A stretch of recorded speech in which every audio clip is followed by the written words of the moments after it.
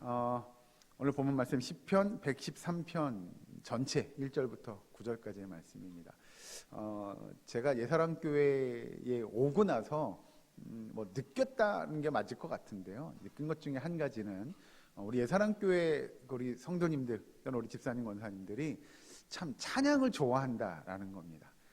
찬양 부르는 거, 또 찬양을 듣는 거, 이런 것들을 너무 잘하기도 하시고 또 좋아하기도 하신다는 겁니다. 그러면 우리가 찬양이라고 하는 것 있잖아요. 우리가 주님을 찬양하는 일 또는 주님 앞에 찬양을 부르는 일이라고 이야기하는 이 찬양은 사실 어떻게 보면 성도에게만 주어진 특권입니다. 여러분, 믿지 않는 사람들에게 찬양을 부르라고 하면, 찬양하라고 하면 찬양이 될까요? 아니요, 여러분. 그 노래는 부를 수 있겠으나 정말 우리가 이야기하는 하나님을 찬양한다라고 할 때 그 찬양의 의미는 아닐 겁니다. 그러면 우리가 하나님 앞에서 찬양한다, 그 찬양을 부를 수 있는 이유 또는 그 찬양을 하는 이유와 목적은 도대체 무엇냐라는 겁니다. 여러분들은 하나님 앞에 찬양할 때 왜 찬양하십니까? 라고 물어본다면 뭐라고 답하시겠습니까? 역시 우리 권사님, 감사죠, 감사. 그러면 뭐에 대한 감사일까요? 라고 하는 게 오늘 시편 113편의 굉장히 중요한 내용입니다. 우리가 하나님 앞에 찬양이라고 하는 건 하나님께서 우리에게 베풀어 주신 것에 대한 감사의 고백 또는 감사의 반응일 겁니다. 오늘 113편의 말씀에 보면 다른 우리가 시편에 등장하는 다른 찬양의 시들도 있는데요. 그 찬양의 시들과는 조금 다릅니다. 대부분 이 시편에 등장하는 찬양의 시들을 보면 하나님의 위대한 속성 또는 하나님의 능력들을 찬양하게 됩니다. 그러니까 예를 들면 그런 거죠. 하나님은 공의로우시고 은혜가 많으시고 사랑이 많으시고 이런 것들이 있잖아요. 그리고 하나님은 전지전능하시고 하나님은 모든 것들을 나타낼 수 있는 분, 이런 것들에 대한 찬양들이 주를 이루는 반면에 오늘 이 시편 113편은 조금 내용이 다릅니다. 그 내용이 뭐냐면 하나님께서 지극히 높은 하나님과 같은 능력, 하나님과 같은 신적인 권위를 갖고 계신 예수님이 그의 몸을 낮추시고, 우리가 이걸 지난번에 살펴봤던, 5예배 때 살펴봤던 비하 낮아지심에 관한 이야기입니다. 그 인간들과 같이 낮아지시고, 그리고 그가 인간의 몸을 입고 이 땅에 오셨다, 그렇게 그가 낮아지심에 대한 찬양을 오늘은 하는 거죠. 그러니까 다시 말씀드리면 다른 찬양들은 하나님의 높으심에 대한 찬양입니다. 우리 하나님은 전지전능하시고 온 우주 만물을 창조하신 분, 다스리시는 분, 그는 인자와 공의와 사랑과 이런 것들이 넘치는 분임을 찬양하는데 113편은 그 하나님이 낮아지심에 관한 이야기를 다루고 있다는 내용이죠. 자, 우리가 아는 대로 하나님의 자기 비하에 관한 내용이 오늘 시편 113편에 등장하는데, 우리가 그 자기 비하를 또 세 글자로 바꾸면 뭐냐? 성육신이라고 하는 겁니다. 하나님이 인간의 몸을 입고 이 땅에 오셨다라고 하는 내용이죠. 그러면 실로 하나님께서 자기를 형체를 낮추셔서 예수님을 이 땅에 보내신 그 사건이 얼마나 중요한 거냐? 예를 들면 우리는 잘 알죠. 예수님께서 이 땅에 오신 그 사건은 하나님의 구원의 계획을 이루시기 위한 하나님의 은혜의 사건입니다. 이걸 왜 자꾸 우리가 은혜를 강조하냐면 그건 값 없다는 거죠. 우리가 어떤 대가를 치르지 않았음에도 하나님은 그 일을 이루어내셨다라고 하는 거죠. 예수님이 이 땅에 오신 사건, 우리가 잘해서 오신 거냐? 아니요, 결코 아니죠. 예수님이 십자가에 매달리시고 그 보혈의 피를 흘리시고 죽으신 사건이요? 우리가 잘해서요? 아니요, 그렇지 않다는 거예요. 그가 부활 승천하신 그 모든 일들은 우리가 능력으로 우리가 뭔가를 해서 이루어진 사건이 아님을 성경은 우리에게 이야기합니다. 즉 그 모든 일들을 바라보매 우리가 예를 들면 어떠한 일을 해서 그런 일이 이루어지지도 않았지만 그 일을 통하여 그 이루어진 하나님께서 베푸신 은총의 사건, 은혜의 사건을 우리가 그 어떤 감사의 고백, 그 어떤 영광의 고백을 통해서도 이것들을 다 나타내기에 충분치 않다는 겁니다. 그런 거 있잖아요. 너무 감사한 일이 생겼어요, 우리한테. 너무 감사한 일이 생겼는데 너무 감사해요 라고 해서 그 감사가 충분히 전달될 수 없을 만큼 정말 값지고 고귀한 사건이 있었다는 거죠. 그게 말씀드린 대로 하나님의 자기 비하, 낮아지심에 관한 사건, 그리고 예수님의 성육신 사건이라고 하는 겁니다. 여러분, 이건 굉장히 중요합니다. 그렇게 낮아지신 하나님에 대해서, 그러니까 우리가 성육신하신 예수님에 대해서 시편 113편에 이야기하는데, 이제 보시면 1절, 2절, 3절까지 보면 할렐루야 여호와의 종들아 찬양하라, 여호와의 이름을 찬양하라. 이제부터 영원까지 여호와의 이름을 찬송할지로다. 해 돋는 데에서부터 해 지는 데까지 여호와의 이름이 찬양을 받으시리로다. 여러분, 이 1절, 2절, 3절을 한 문장으로 쫙 정리하면 그겁니다. 하나님을 찬양하는데 언제 찬양해요? 자, 언제 찬양하라고요? 자, 이제부터 영원까지. 그럼 여러분, 이제부터 영원까지 하는 건 언제 찬양하시는 겁니까? 그렇죠? 다 우리가 생각하는 그때입니다. 이거는 언제라고 딱히 찝을 수 없는 거죠. 그러니 이걸 바꿔 표현하면 뭐예요? 이제부터 영원까지 여호와의 이름을 찬송할지로다. 이건 언제든지 아무 때든지, 이걸 다른 표현으로 바꾸면 수시로 하나님을 찬양하는 일들이 시편 기자가 고백하는 대로 마땅하다라는 거예요. 그러면 예를 들면 우리가 아침에 눈을 뜨면서부터 잠이 들 때까지 어떻게 보면 잠이 들고 있는 그 순간에도 뭐 하는 게 맞아요? 찬양하는 게 맞아요. 그래서 온통 우리의 삶은 뭐로 이루어져야 돼요? 찬양의 고백으로 이루어져야 돼요. 하나님을 찬양하는 일이 마땅하다고 아침부터 지금부터 영원까지인 거니, 사실 예를 들면 하나님이 온 우주 만물을 창조하시는 그 시점부터 영원까지, 우리가 천국 가면 영원한 삶을 약속받았다고 이야기하잖아요. 그 영원까지 여호와를 찬양하는, 하나님을 찬양하는 일이 마땅하다라고 이야기해요. 그리고 3절 보시면 해 돋는 데에서부터 해 지는 데까지. 이건 무슨 내용이냐면 어디서 찬양하라고요? 해 돋는 데서부터 해 지는 데까지. 해 돋는 데는 어디죠? 우리가 해 돋는 데를 이야기하기 어렵죠. 왜요? 지구는 둥그니까요. 즉 이야기는 뭐냐? 왜 시편 기자가 해 돋는 데에서부터 해 지는 데까지 찬양하라고 이야기냐면, 결국은 이야기는 뭐예요? 어디서든지, 즉 2절과 3절을 쫙 압축하면 하나님을 찬양하는 일은 언제든 어디서든 여호와 하나님을 찬양하는 일이 마땅하다라고 이야기하는 줄로 믿으시기 바랍니다. 성도의 삶은 그래서 내가 어디 있든지 언제든지 항상 주님을 찬양하는 것, 그것이 마땅하다라고 시편 기자가 이야기합니다. 자, 그래서 이 시편 기자가 계속 반복하죠. 할렐루야 여호와의 종들아 찬양하라, 여호와의 이름을 찬양하라 라고 권면하는 내용이에요. 즉 모든 하나님의 백성, 우리가 이야기하는 성도라고 일컬어지는 모든 이들은 여호와 하나님을 찬양할 것을 권면하는데, 그건 언제든 어디서든 여호와 하나님을 찬양하라고 권면하고 있죠. 그리고 이 4절부터 9절까지의 말씀을 보면 우리 사실은 모든 인생들이죠. 모든 사람들이 여호와 하나님을 찬양해야 되는 구체적인 이유들을 이야기합니다. 4절 보면 여호와는 모든 나라보다 높으시며 그의 영광은 하늘보다 높으시도다. 여호와 우리의 하나님과 같으신 이가 누구리요? 높은 곳에 앉으셨으나 스스로 낮추사 천지를 살피시고 가난한 자를 먼지더미에서 일으키시며 궁핍한 자를 거름더미에서 들어세워 지도자들 곧 그의 백성들의 지도자들과 함께 세우시며 또 임신하지 못하던 여자를 집에 살게 하사 자녀들을 즐겁게 하는 어머니가 되게 하시는도다. 할렐루야. 이 4절에서 9절까지의 내용들 중에 이 앞부분 4절, 5절 요 내용을 보면 하나님은 원래 어디 계셨어요? 높은 데 계셨어요. 높은 곳에 계셨는데 그분이 어떻게 했다고요? 낮추셨어요. 낮추셨는데 그가 그냥 높은 곳에 있다가 내려온 게 그냥 위에 있다 내려온 정도의 의미가 아니라, 그 예수님이 이 낮은 곳에 오셔서 하신 특별한 사역들, 그의 모습들을 열거하게 됩니다.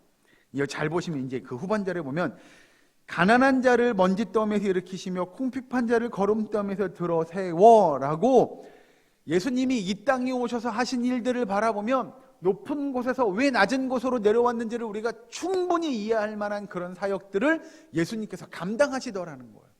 예수님이 하신 사역들을 보면 정말 낮고 어렵고 정말 힘든 삶을 사는 그런 사람들을 하나님께서, 예수님께서 세워주시기 위하여, 그들과 함께 하기 위하여 예수님께서 이 땅에 오셨다라고 하는 거죠. 그러니까 여러분, 예수님의 이 낮아지심에 관한 내용은요, 그냥 야 내가 낮게 내려왔어 정도가 아니라 왜 낮은 곳이 어떤 곳인지를 알게 하시고, 예수님께서 하신 사역이 그 낮아지심의 모습이 우리 성도에게 어떤 영향을 나타내려고 하시는지를 우리가 이해할 수 있는 거죠. 그냥 단순히 낮은 곳이라고 표현할 수 없을 만큼, 야 이렇게 우리는 이런 말씀을 읽다 보면 이런 생각이 들죠. 이렇게 낮게 뭐 이런 것이잖아요. 정말 어려운 사람들, 정말 힘든 사람들을 위하여 예수님께서 이 땅에 오셨다라고 이야기합니다. 자, 오늘 본문의 말씀을 그 밑에 부분 5절에서 9절까지 내용을 정리하면 그렇습니다. 높은 곳에 앉으셨으나 스스로 낮추사 가난한 자와 궁핍한 자, 임신하지 못한 자, 이 여자들을 집에 살게 했다. 이 말들, 이 단어들을, 그러니까 5절에서 9절을 한 문장으로 정리하면 제가 이렇게 정리할 것 같아요. 높은 곳에 앉으셨으나 스스로 낮추사 가난한 자, 궁핍한 자, 잉태치 못한 자의 아픔을 함께 하시고 그들의 소원을 들어주신 분이 누구예요? 예수님이셔요. 할렐루야. 예.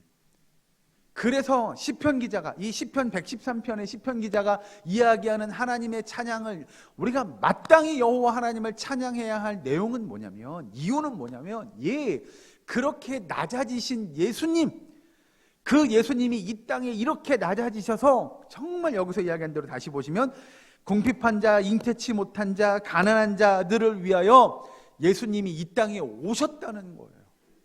그 예수님을 그러니 우리가 찬양할 수 없겠느냐라는 거죠. 여러분, 하나님의 사랑은 영원하신 사랑입니다. 맞습니까? 예, 그 영원하신 사랑을 가진 하나님께서 이 땅에 그의 아들을 보내셨는데, 세상에서 가난하고 줄이고 울고 미움받고 또는 소외당하고 또는 욕을 들으며 버림받은 자들에게 그가 오셔서 함께 하신다고 말씀하시는 거예요. 예, 그러니 이 시편 113편을 한 문장으로 정리하면, 그러니 우리가 그분을 찬양하지 않을 수 있겠느냐라고 하는 겁니다. 여러분, 그러니 시편의 다른 내용의 등장들, 아까 말씀드린 대로 우리 하나님은요 저 높은 곳에 계시고요, 그 보좌와 그 권위와 그 능력과 뭐 이런 것들을 우리가 쭉쭉쭉쭉쭉 열거하면서 하나님은 그렇게 높으신 분이에요, 그분을 찬양하는 게 마땅해요. 예, 맞아요. 그 하나님을 찬양하는 것도 맞아요. 그러나 시편 113편에 보면 그 하나님이 인간의 몸을 입고 이 땅에 오셔서 정말 이렇게 힘든, 이렇게 가난한, 소외된 또는 어렵게 살아가는 그 연약한 자들을 위하여 예수님께서 이 땅에 오셨어요 라고 하는 내용도 마땅히 찬양받아야 할 내용이라고 시편 기자가 고백하고 있는 줄로 믿으시기 바랍니다. 여러분, 우리의 삶은 어떻습니까? 우리의 삶의 모습은 과연 어떻냐라고 하는 것들을 좀 고민해 보셨으면 좋겠습니다. 우리도 예를 들어서 그런 거죠. 우리가 어떤 일을 할 때 노래로 입술에서 흥얼흥얼하며 찬양하기도 하잖아요. 또는 우리가 뭐 주방에서 음식을 만들 때도 찬양을 틀어놓고 찬양을 따라 부르기도 하고, 또 어떤 분들은 사무실에서 하루 종일 찬양을 틀어놓고 내가 업무를 보기도 하고, 아니면 우리 찬양대처럼 이렇게 특별히 준비해서 하나님 앞에 정말 함께 모여 그 화음으로 찬양하기도 하고, 여러 모습으로 우리가 찬양합니다. 다시 한번 처음에 질문했던 내용을 여러분들한테 질문 드리려고 합니다. 여러분들은 왜 찬양하십니까? 라고 하는 겁니다. 성경을 한 군데 더 찾아보도록 하겠습니다. 누가복음 6장에 있는 말씀을 보도록 하겠습니다. 누가복음 6장 20절에 있는 말씀을 봅니다. 누가복음 6장 20절에서 23절 말씀. 제가 이 성경은 98면, 99면 이쯤에 있습니다. 누가복음 6장 20절에서 23절까지의 말씀을 제가 한 절 읽고 여러분들 한 절 읽고 한 절씩 교독하겠습니다. 누가복음 6장 20절에서 23절 말씀 제가 먼저 공독합니다. 예수께서 눈을 들어 제자들을 보시고 이르시되 너희 가난한 자는 복이 있나니 하나님의 나라가 너희 것이미요.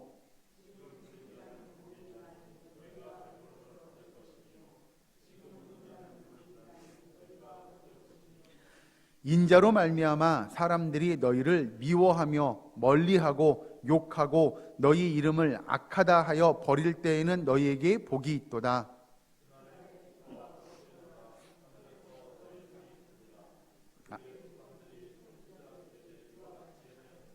아멘.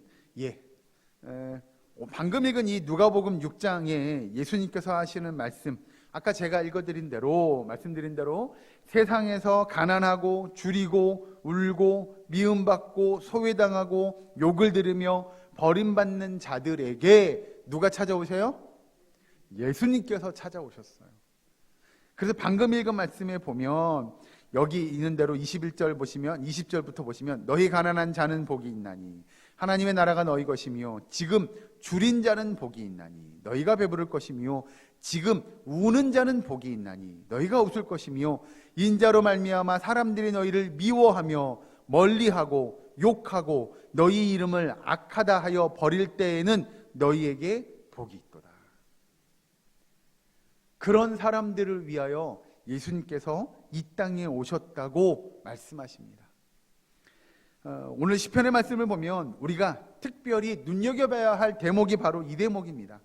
정말 지극히 높으신 하나님께서 우리를 위하여 지극히 낮아진 그 사건, 그리고 그가 그냥 오셔서 낮아진 그걸로 끝난 게 아니라 정말 고통당하고 억압받는 인생들을 위해서 예수님께서 놀라운 믿음의 역사들을 행하셨다라고 하는 겁니다.